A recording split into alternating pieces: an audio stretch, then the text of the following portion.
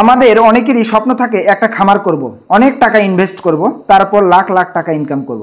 কিন্তু বাস্তবতা কি ঠিক? অনেক সময় দেখা যায় আমরা বাজার ব্যবস্থাপনা বা সঠিক পরিকল্পনা না করে খামার শুরু করি, ফলাফল দিন শেষে লস গুনতে হয়। আজ আমি আমার অভিজ্ঞতা থেকে আপনাদের সাথে শেয়ার করব কেন আমরা খামার করতে গিয়ে আমরা লস খাই আর কিভাবে পরিকল্পনা করলে খামার থেকে লাভবান হওয়া যায়। এই বিষয়টা নিয়ে আমি আজকে আমার অভিজ্ঞতা আপনাদের সাথে শেয়ার করব। আমরা আগে শুধু স্বপ্ন দেখি কিন্তু বাজার নিয়ে ভাবি না। কিভাবে ডিম বিক্রি হবে, কিভাবে পাখি বিক্রি হবে, এই বিষয়ে কোনো পরিকল্পনা থাকে না। হুট করে 500-1000 পাখি নিয়ে আমরা খামার শুরু করে দিই যে আমার কিছু টাকা জমানো আছে, এই টাকা দিয়ে খামার করব, খামার করে লাখ লাখ টাকা ইনকাম করব। অনেক ফেসবুকে এবং ইউটিউবে সোশ্যাল মিডিয়াতে আমরা এই প্রচারণামূলক কিছু ভিডিওগুলো দেখে একবারে মাথা পাগল হয়ে খামার শুরু করে দেই। কিন্তু আসলে বাস্তবতা হলো আপনাকে কিছু কিছু পরিকল্পনা নিয়ে এগোতে হবে। আরেকটা বড় ভুল হলো লাভ লোকসানের হিসাব না রাখা। প্রতিদিন 1000 পাখি খাবার খাচ্ছে, প্রতিদিন কত টাকা খরচ হচ্ছে সেটা কেউ হিসাব করে না। শেষে গিয়ে বুঝি খরচ ইনকামের থেকে বেশি হয়, অর্থাৎ খরচই ইনকামের থেকেও বেশি হয়। খামার মানে শুধু স্বপ্ন নয়, এটা একটা ব্যবসা। সবসময় মনে রাখবেন, খামার করলেই যে আপনার স্বপ্ন পূরণ হবে এটা কিন্তু না। এটা একটা ব্যবসায়িক চিন্তা করে আপনাকে এগোতে হবে। ব্যবসার সবচেয়ে জরুরি বিষয় হলো হিসাব রাখা। প্রতিদিন লিখতে হবে, প্রতিদিন আপনাকে নোট করে রাখতে হবে আজকে কত টাকা খাবার খরচ হলো, ঔষধে কত টাকা খরচ হলো, ডিম বিক্রি করে কত টাকা পাওয়া গেল। মাস শেষে সব যোগ বিয়োগ করলে বোঝা যাবে লাভ হচ্ছে না লস হচ্ছে। প্রতিদিন খাবারে 2000 টাকা খরচ হচ্ছে কিন্তু ডিম বিক্রি করে আসছে 2500 টাকা, তাহলে লাভ 500 টাকা। কিন্তু যদি খাবারে খরচ হয় 2000 টাকা আর ডিম বিক্রি হয় 1800 টাকা, তাহলে তো প্রতিদিন 200 টাকা করে আপনার লস যাচ্ছে।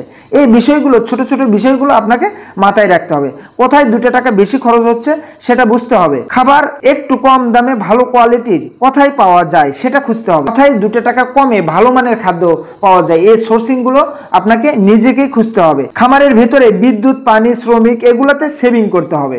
এগুলাতে কিন্তু অনেক টাকা সেভিং করা যায়। অর্থাৎ কিছু কিছু সময় দেখা যায় লাল লাইট জ্বালানো আছে, অযথা, কোনো দরকারই নেই, বাট সাদা লাইট দিলেই কিন্তু হচ্ছে, বাট আপনি লাল লাইট সারা রাত জ্বালা রাখছেন।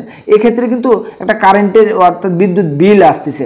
লেবার যে জায়গায় একটা হলেই চলে সে জায়গায় আপনি 2টা লেবার নিছেন, সেক্ষেত্রে কিন্তু আপনার লেবারের একটা কস্টিং আছে এবং এই বিষয়গুলো আপনাকে খেয়াল রাখতে হবে। তবে খাবার ও ঔষধে কখনো কম্প্রোমাইজ করা যাবে না, অর্থাৎ খাবার এবং ঔষধে কোনো কম্প্রোমাইজ করা যাবে না। কারণ দেখা যাবে অনেকে খরচ বাঁচাতে কম কোয়ালিটির খাবার দেয়, ফলে পাখির ডিম কমে যায়, এতে খরচ কমে যায়।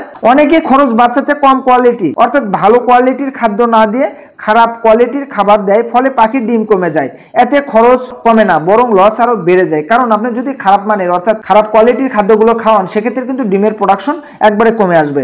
অর্থাৎ ডিমের প্রোডাকশন যখন কমে আসবে তখন কিন্তু আপনার আরো লসের পরিমাণটা বেড়ে যাবে। অল্প খরচে কোনো খাবার দিলে ডিমের প্রোডাকশন ভালো থাকবে না। জানতে হবে বাজার সাপ্লাইমেন্ট, ভিটামিন, মিনারেল আছে, এগুলো সঠিক নিয়মে দিতে হবে। যেগুলা সাপ্লাইমেন্ট অর্থাৎ ভিটামিন দিতে হয়, কিছু ঔষধ দিতে হয়, কিছু মিনারেল দিতে হয়, এগুলো যে দেয়া লাগবে এই জিনিসগুলো আপনাকে মাথায় রাখতে হবে। খামার সবসময় পরিষ্কার পরিচ্ছন্নতা রাখতেই হবে। কখনো দেখা যাবে অনেক সময় কি করি আমরা, সকালের একটা কাজ না করে আমরা চিন্তা করি দুপুরে এটা করব।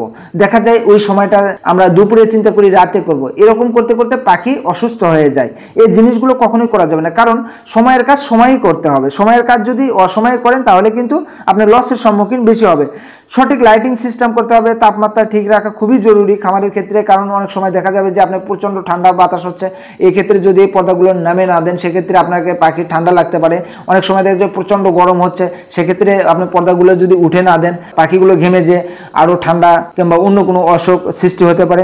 অসুস্থ পাখি আলাদা করে রাখতে হবে। অসুস্থ পাখি যদি আমি ভালো পাখির সাথেও রাখি তাহলে অন্যান্য পাখিগুলো অসুস্থ হওয়ার সম্ভাবনা বেশি থাকে। খামার থেকে সরাসরি ক্রেতা তৈরি করতে হবে, অর্থাৎ খামার থেকেই ক্রেতা তৈরি করতে হবে। কারণ হলো যে সবসময় চিন্তা করবেন ভোক্তা কাছে যেন সরাসরি আপনার পণ্য দিতে পারেন, তাহলে কিন্তু আপনার লাভের পরিমাণটা বেশি আসবে। আপনি যদি দালালের মাধ্যমে বিক্রি করতে চান, কোনো সেকেন্ড হ্যান্ডের মাধ্যমে বিক্রি করতে চান, তাহলে কিন্তু আপনার লাভের পরিমাণটা কম আসবে। হোটেল, রেস্তোরাঁ, বাজারের পাইকার এদের সাথে আগে থেকে যোগাযোগ রাখতে হবে।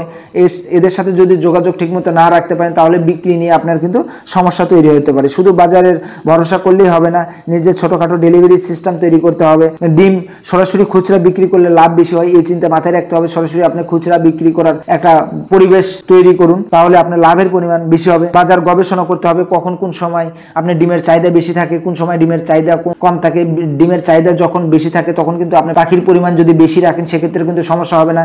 কিছু সময় দেখা যায় যে ডিমের চাহিদা কম থাকে সময় অনুসারে, অর্থাৎ সেই সময়টাতে আপনার ডিমের প্রোডাকশন কম রাখতে হবে, তাহলে কিন্তু আপনি লসের সম্মুখীন হবেন না। খামারের অবস্থান ঠিক রাখতে হবে, অর্থাৎ খামারের অবস্থান বলতে আমরা যেটা বুঝি যেন সহজেই পরিবহনযোগ্য থাকে, অর্থাৎ পরিবহন করা যায়। অর্থাৎ আপনি যদি দেখা যায় একটা পাতারের মধ্যে, অর্থাৎ একটা মানে রাস্তা নাই, কোনো কিছু যাওয়ার ব্যবস্থা নেই, সেই জায়গায় যদি আপনি একটা খামার করেন সেখান থেকে ডিমগুলো প্রতিনিয়ত সাপ্লাই করতে আপনার কিন্তু সমস্যা হবে।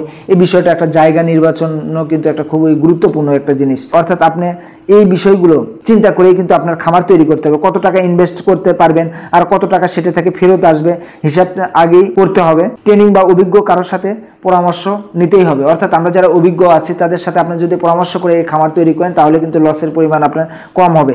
দিন শেষে মনে রাখবেন, খামার শুধু একটা স্বপ্ন নয়, এটা একটা ব্যবসা। আর ব্যবসা টিকিয়ে রাখতে হলে নিয়মিত পরিকল্পনা, হিসাব নিকাশ আর বাজার ব্যবস্থাপনা জানতে হবে।